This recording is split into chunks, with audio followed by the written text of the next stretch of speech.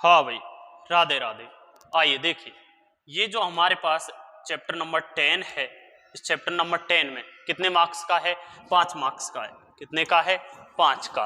और इसमें जो डाटा है वो किस तरीके से दिया गया है कि एक ऑब्जेक्टिव क्वेश्चन आएगा, एक ब्लैंक वाला आएगा और एक मार्क्स का अति लघुरात्मक आएगा और 1.5 मार्क्स के 2 क्वेश्चन। यानी इसमें से अंकित प्रश्न तो फिक्स है, एक अंकित क्वेश्चन आएगा और एक थ्योरी पर आ सकता है या अंकित क्वेश्चन न्यूमेरिकल। ठीक है, एक तो फिक्स है, 2 भी न्यूमेरिकल हो सकते हैं इसमें से। ठीक है, तो देखिएगा हम यहाँ पर, और किसी बच्चे को यदि कोई दिक्कत है देन कॉल कर लीजिएगा, है ना। ऐसे नहीं कि खुद ही खुद परेशान हो रहे हैं।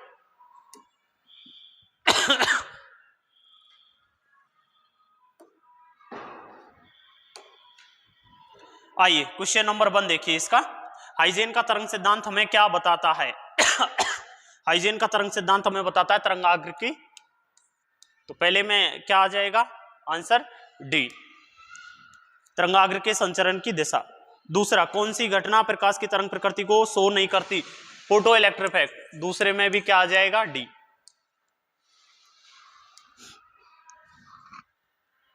3000 एंगस्ट्रॉम तरंग देने वाले प्रकाश की आवृत्ति। क्वेश्चन नंबर 3 क्या दिया गया है? Lambda equal to 3000 angstrom. तो हम जानते हैं न्यू बराबर क्या होता है? सी अपॉन लैम्बडा। सी का वैल्यू 3 × 10 की घात 8। इसके लिए वैल्यू 3000 × 10 की घात -10, क्योंकि इसको किस में बदलेंगे? मीटर में। तो ये किस में कन्वर्ट हो जाएगा? यहां से मीटर में। क्लियर? देखो ये 3 0, ये 3 0 गई, कितनी बची? 5। यहां ये ऊपर चला जाएगा, ये 3 से 3 गया। न्यू इक्वल टू हमारे पास nu equal to C upon lambda. तो ये कहां चला जाएगा? 5 बचा है ऊपर और ये ऊपर चला जाएगा, तो 5 × 10 की घात, ये प्लस का 10 होगा, 5 × 10 की घात +15। 5 × 10 की घात -10 जाएगा, तो ऊपर जाके किसका हो जाएगा? प्लस का। 5 थोड़ी आएगा, 5 ना,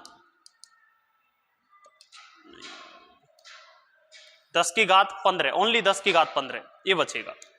ठीक है, 10 की घात 15, न्यू इक्वल टू 10 की घात 15 हर्ट्ज। ऐसा कोई ऑप्शन है? 10 घात 15 चक्कर सेकंड। तीसरे में क्या आ जाएगा आंसर? बी। ठीक है, अगला क्वेश्चन देखते हैं। निम्न कौन प्रकाश की कण प्रकृति को शो करता है? Photo electric effect. 4 में क्या आ जाएगा? ए।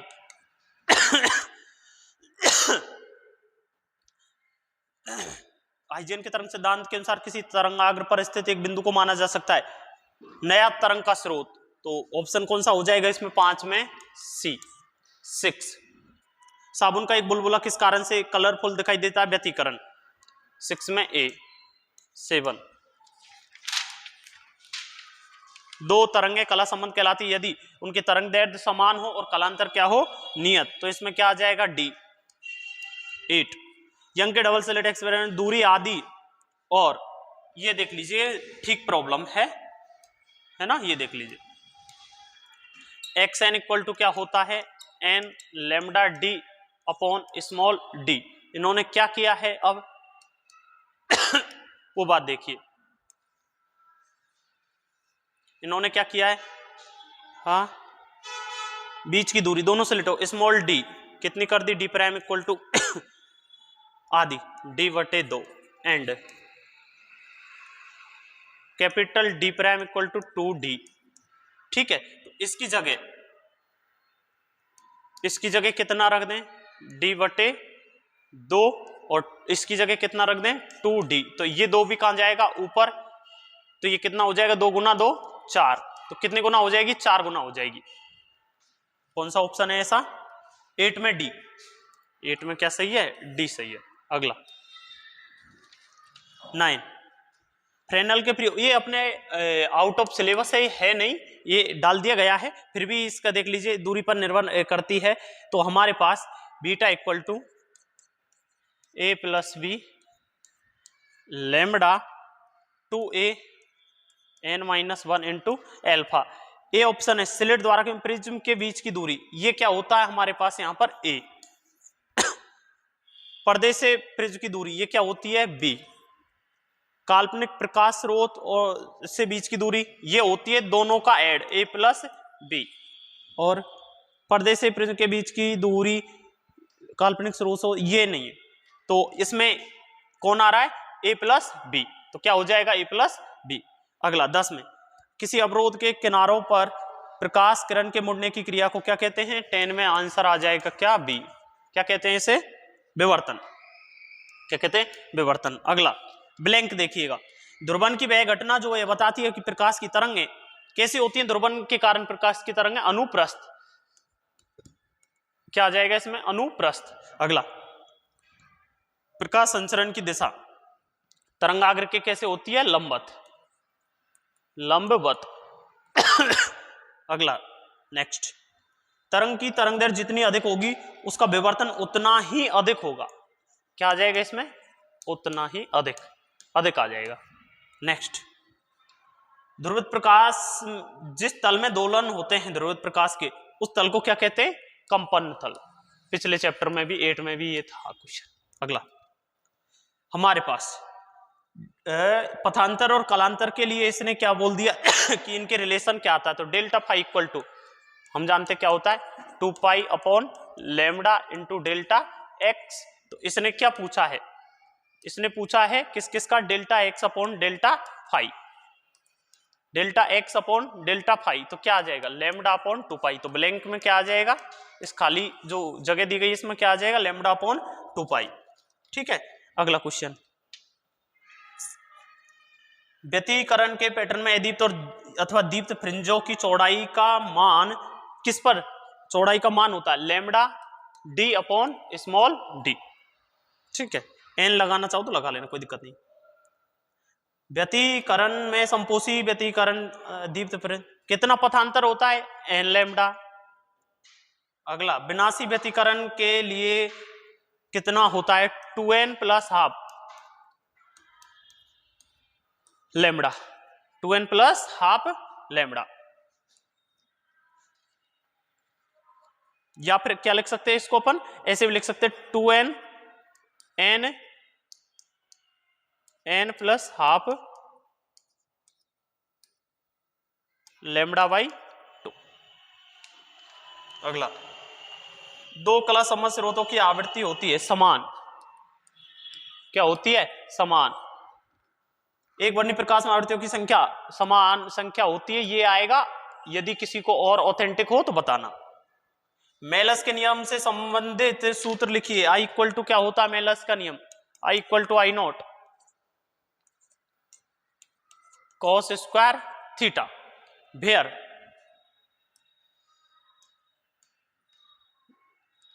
वेयर क्या, ये दोनों लिख देना, ये मैक्सिमम इंटेंसिटी और इनके लिए एंगल है थीटा।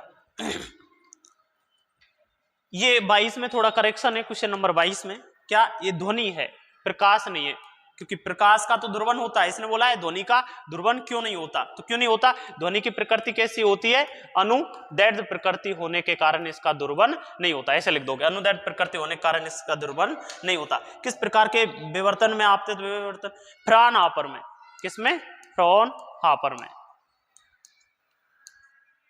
फ्राउनहोफर विवर्तन में दोनों समतल तरंगाग्र होते हैं। अगला क्वेश्चन, प्रकाश का ध्रुवन क्या है, ये सब थ्योरी के क्वेश्चन है जो तुम्हारे पास हैं। किसी क्वेश्चन में मेरे हिसाब से इनमें दिक्कत नहीं होनी चाहिए। आगे देखिएगा, ये निबंधात्मक में जो न्यूमेरिकल दिए हुए हैं, न्यूमेरिकल में करा देता हूं, ये शॉर्ट में आ सकते हैं। ठीक है, ज्यादा बड़े न्यूमेरिकल नहीं है, और न्यूमेरिकल है हमारे पास 34, 35, 36। देखिएगा क्वेश्चन नंबर 34, बीच में सारे थ्योरी के क्वेश्चन है, कोई दिक्कत नहीं, कर लिए होंगे तुमने। यंग के डबल स्लिट एक्सपेरिमेंट, ये तीनों सेम है, एक समझ लो तीनों समझ में आ जाएंगे। दूरी इतनी दे रखी है। यंग के डबल स्लिट एक्सपेरिमेंट में देखिएगा, यंग डबल स्लिट एक्सपेरिमेंट क्या है, ये इधर से प्रकाश आ रहा है, ठीक है, ये S1 ये S2, इनके बीच की जो ये दूरी होती है क्या होती है, स्मॉल d। ठीक है, इधर ये पर्दा लगा दिया हमने, ये क्या लगा दिया इधर, पर्दा। ठीक है, यहां से यहां पहुंचे, तो इसको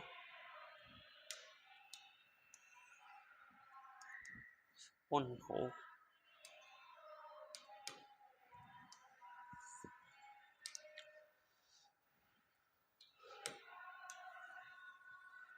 ठीक है, ये केंद्रीय फ्रिंज होता है यहां पर, और यहां पर XN मिलेगा।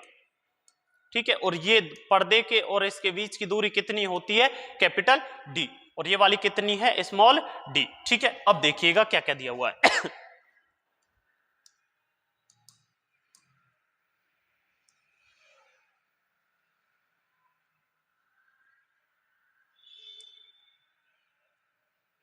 देखिएगा जो दिया हुआ है उसको देखिए क्या दिया हुआ है।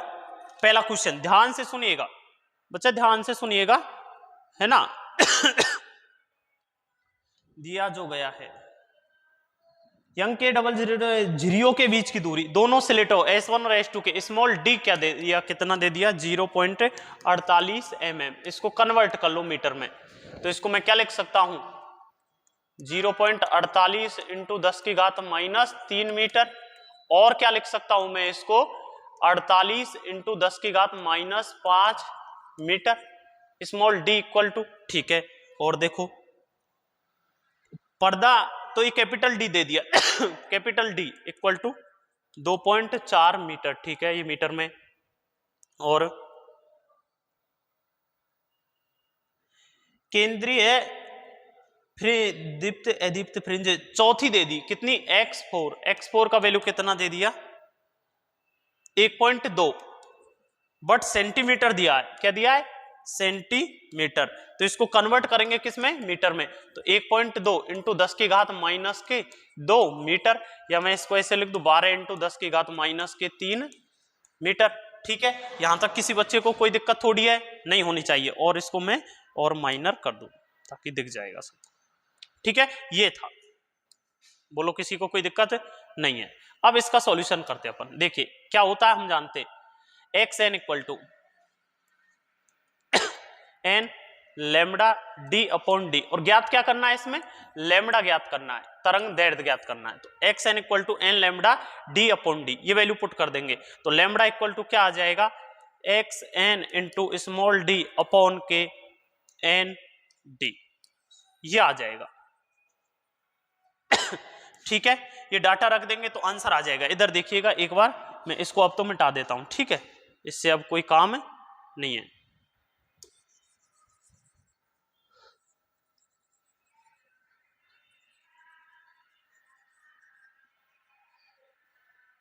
अब देखिए उसका सॉल्यूशन करते हैं हम फटाफट, जल्दी से देखिएगा। लैम्बडा इक्वल टू कितना आ जाएगा?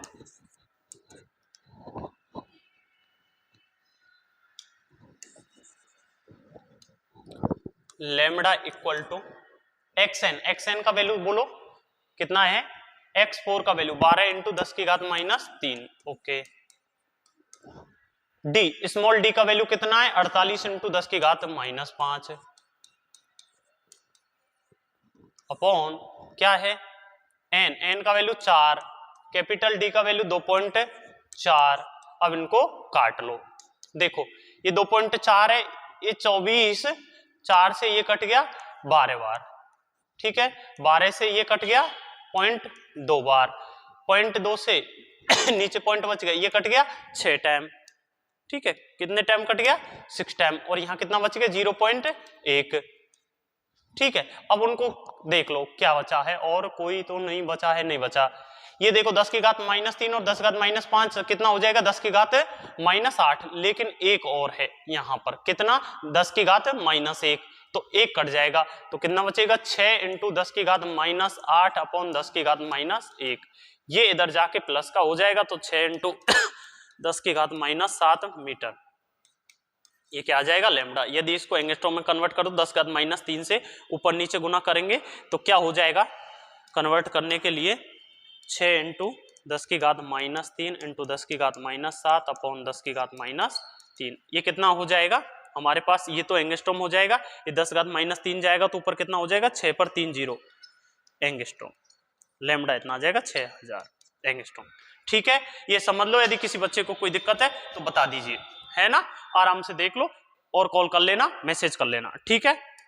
बताओ कोई दिक्कत है? नहीं। बताओ किसी को कोई दिक्कत नहीं होगी, आगे चलें। अगला सवाल भी सेम है। अगला सवाल देखिए, क्वेश्चन नंबर कितना है 35। उसमें भी यही दे दिया डाटा। क्या दे दिया है डाटा? देखो गिवन दैट क्या क्या दिया हुआ है, पढ़ो। यानी कि प्रयोग स्मॉल डी बराबर 0.28 mm, तो 28 इंटू 10 की घात डायरेक्ट अब लिख दू 5 माइनस के, जैसे पहले लिखा था, है ना। अगला, और पर्दे की दूरी d बराबर कितना दे दिया 1.4, कैपिटल डी बराबर, केंद्र पिन चौथे तो x4 दे दिया 1.6 metre, x4 equal to 1.6 metre. और पूछ लिया इसने लैम्बडा, क्या ज्ञात करना है? Lambda. Same process, X N equal to हम जानते क्या होता है, N lambda D upon D. अब यहां से हमें क्या चाहिए? हमें चाहिए रहा है लैम्बडा, तो लैम्बडा इक्वल टू क्या लिख देंगे, X N into small D upon N D. Clear? Lambda equal to इनके मान रख दो। एक्स एन का वैल्यू कितना है हमारे पास 1.6, स्मॉल डी का वैल्यू 28 इंटू 10 की घात माइनस 5 अपॉन में एन 4 अपॉन कैपिटल डी यानी 1.4। ये कैंसिल आउट हो गए, और 14 से ये कितनी बार कट गया? 2 बार। ये 2 से कितनी बार कट गया? 2 बार। ये 2 से कितनी बार ये कट गया? 8 बार। तो कितना आ जाएगा? 8 इंटू 10 की घात माइनस 5। तो लैम्बडा इक्वल टू कितना आ जाएगा? 8 इंटू 10 की घात माइनस के 5 मीटर। ठीक है, ऐसे कन्वर्ट करो तो इसको 10 घात माइनस 5 से ऊपर नीचे गुना कर लेना। ये 10 घात कितना बन जाएगा? माइनस 10 एंगस्ट्रॉम बन जाएगा। अगला 36, ये भी सेम है, ये भी क्या है?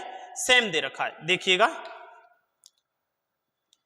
यंग सेलेक्टिव एक्सपेरिमेंट में स्मॉल डी बराबर कितना है? स्मॉल डी बराबर कितना दे दिया? 0.03 mm। तो इसको कन्वर्ट कर लिया 3 इंटू 10 की घात डायरेक्ट लिख दिया मैंने माइनस 5 मीटर। और देखो स्लिटों से तो कैपिटल डी दे दिया 1.5 मीटर, और क्या दे दिया? चौथी तो x4 इक्वल टू दे दिया 1 सेंटीमीटर। 1 सेंटीमीटर इसको कन्वर्ट करना है तो 1 बटे क्या लिखेंगे? 100 मीटर बराबर 10 की घात माइनस 2 मीटर। इसको जब हमने यहां सोल्व कर दिया तो उसके बाद अब हमारे पास X N equal to N lambda capital D upon small D. हमें लैम्बडा चाहिए तो लैम्बडा का सूत्र क्या बन जाएगा? यहां से लैम्बडा बन जाएगा X N small D upon N into capital D. x4 दे रखा है, n बराबर कितना है? 4 सभी में, तो n बराबर 4 दे रखा है, तो ये कितना आ जाएगा? लैम्बडा यहां से lambda equal to X N, x4 कितना है? 10 की घात माइनस 2, स्मॉल डी कितना है? 3 इंटू 10 की घात माइनस 5 अपॉन एन कितना है? 4, कैपिटल डी कितना है? Capital D 1.5। काट लो, कुछ कट रहा है तो, हाँ कट रहा है। ये कहां चला जाएगा? ऊपर एक 0 बढ़ जाएगा। हाँ, तो अब इसको काटो तो 15 से कितनी बार कट जाएगा? 2 बार कट जाएगा।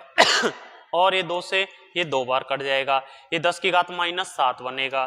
तो लैम्बडा इज इक्वल टू 1/2 गुना 10 की घात माइनस के 7 मीटर, या फिर कितना आ जाएगा? 0.5 इंटू 10 की घात माइनस के 7 मीटर, या फिर कितना आ जाएगा? 5 इंटू 10 की घात माइनस के 8 मीटर। ठीक है, एंगस्ट्रॉम में बदलोगे तो 10 घात माइनस 2 से गुना करोगे, 500 बन जाएगा, तो 500 एंगस्ट्रॉम आ जाएगा। ठीक है, कोई दिक्कत? यहां तक कोई दिक्कत नहीं होनी चाहिए। ठीक है बच्चों, अच्छे से पेपर देना, सभी के लिए बेस्ट ऑफ लक। जितना हो पाया इस कम समय में जो अरेंजमेंट हुआ उस हिसाब से हमने किया। और कोई बच्चा टेंशन में हो, प्रेशर में हो, संपर्क कर ले, टेंशन नहीं लेने का। इजी पेपर आएगा, इजी क्वेश्चन आएगा। कोई एक मॉडल पेपर यदि बता दूं तुम्हें कि इस पैटर्न पे आएगा, वैसे तो तुमने देख रखे हैं, छोड़ो। ठीक है, ठीक है बच्चों, जय हिंद, जय भारत, राधे राधे।